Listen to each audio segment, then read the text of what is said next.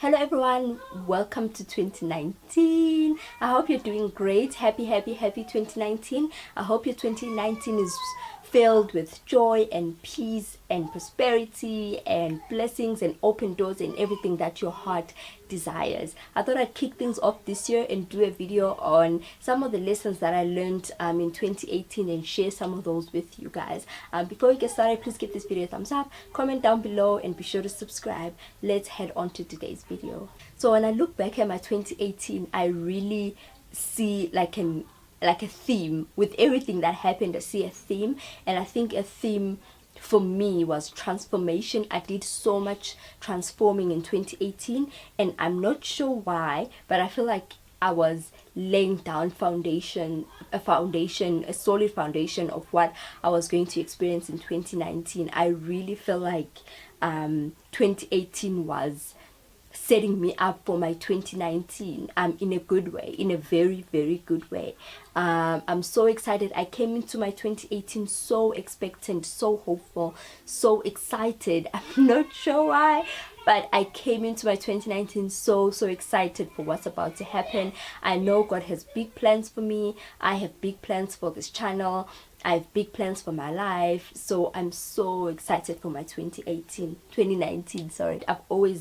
I like to believe carried a grateful heart, but I think 2018 took it to the next level. Like my gratitude just went from like a 5, like an average, to like a 12. I did a law of attraction challenge. I did a video on it. I'll link it down below. I did a law of attraction challenge sometime in the middle of the year, and that really took my gratitude to the next level. So with everything, I think the lesson here in this is that gratitude, having a grateful heart, has shown me, or it allows me to look at things, everything, from a positive perspective. It's like I'm wearing rose-colored glasses all the time. So when a negative situation happens, I always look for the positive in it. It could be the worst thing that someone could do to me or whatever, but I'll always find the positive in it, and I appreciate that so much, because so many things happen and you can sink at any point in time mentally, and a grateful heart has allowed me to be able to stay afloat mentally, and I appreciate that a lot. That's lesson number 1 for me. Lesson 2 is having God's peace and joy. Now, before this, I had experienced his joy and peace, but not to this degree. I think it's mainly because I have now taken my relationship with God seriously and have taken active steps to really work on it and seek him always. So I experience his peace and his joy even in the midst of a storm. Okay, let me help you understand what I mean. For me, I've always been that person who gets happy around the payday week. That is after payday, that week after payday, when the debit orders haven't done their bit. That's when I'm super happy and I'm super content, and mainly because I felt like money just gave me a sense of, I don't even know, I felt okay, because I felt like if anything can happen, I'm good. Like, I can afford to do this, I can afford to do that, therefore I'm good. But what I have now is joy, and God's joy, not just any joy, but God's joy, which it doesn't matter. It could be the 1st, it could be the 9th, it could be the 15th, whatever date it is. My mood is always like this, and for me, that's something I've never experienced. I've always heard people talking about it. I've never experienced it for myself, and to be here, it really is beautiful. Now, for me, also, I'm someone who's super emotional, in terms of crying, and I don't cry anymore. I don't cry anymore. I'm not sad. I'm not anxious about anything, mainly because I know my anchor and I know my source, so I always go back to that. 2018 has also taught me, or introduced, self-love. I've always heard about self-love, but 2018 really introduced what self-love is for me personally.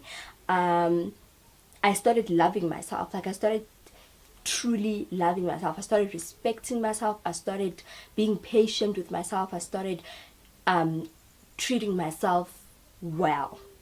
I really started treating myself well, and because of that, it naturally spread over everything around me in terms of my friends.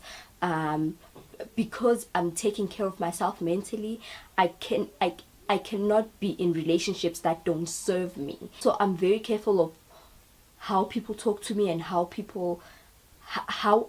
not allowing people to talk to me in a certain way, which in the past I would always just be like, whatever, she's rude, or whatever, he's rude. But now I literally confront those people, and I'm like, I do not appreciate this, I do not appreciate that, like that. And for me, that is out of my comfort zone, but it's something that I've had to do, or have to do now every single day.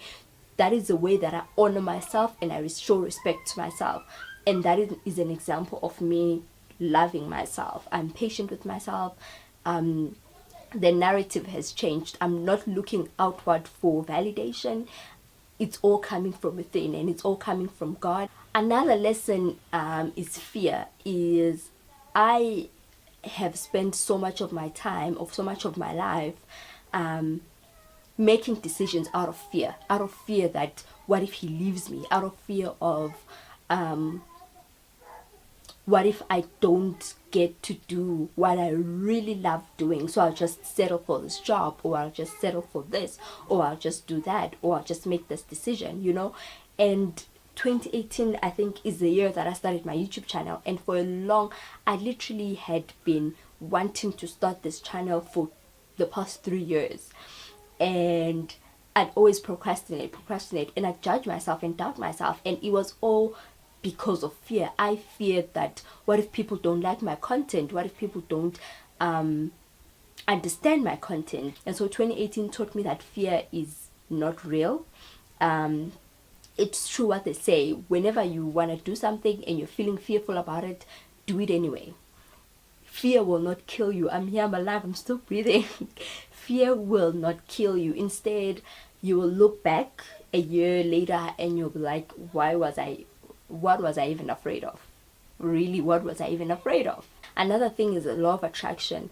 I have attracted so many people that are like me, think like me, behave like me, throughout 2018, and I truly believe that it is because there was a mental shift that happened to me, and the person that I am now, I'm attracting the people that are like me now, and I find it so cool. Like, it's so cool to me. It's so mind blowing. Also, it's, what do they call it? Your tribe.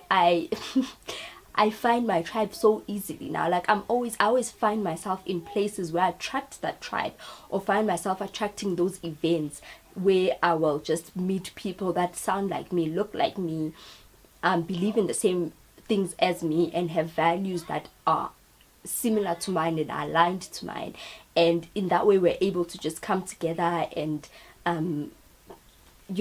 plan things and support each other. It's true that you attract what you are, so be super careful of how you show up in the world, how you show up for yourself in the world, if that makes sense. I don't know if that makes sense.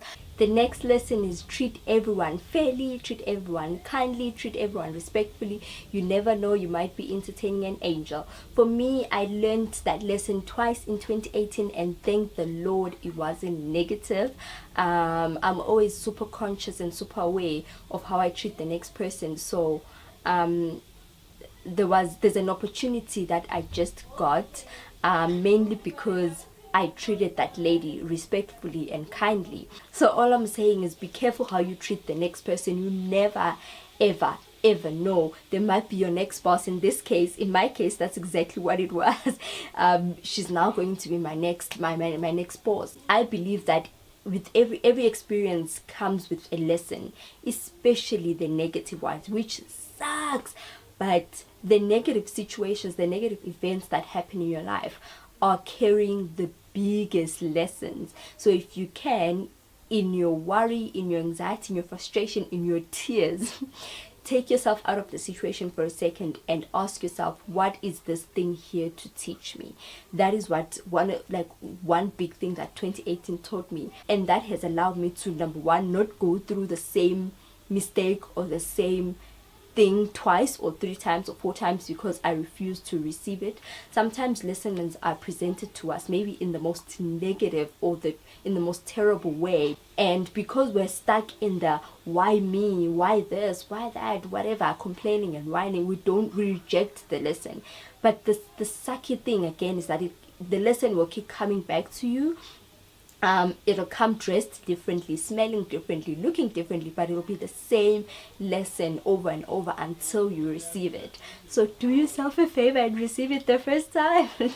I'm kidding, but really, whenever you're going through something, just take a step back and try to look for the lesson in it. So that's it for my lessons, guys. I hope they encouraged you. I hope you learned something. Please don't forget to give this video a thumbs up, comment down below, and be sure to subscribe. I will see you guys on my next video. Keep well, take care of yourself, and may God cover you. Bye.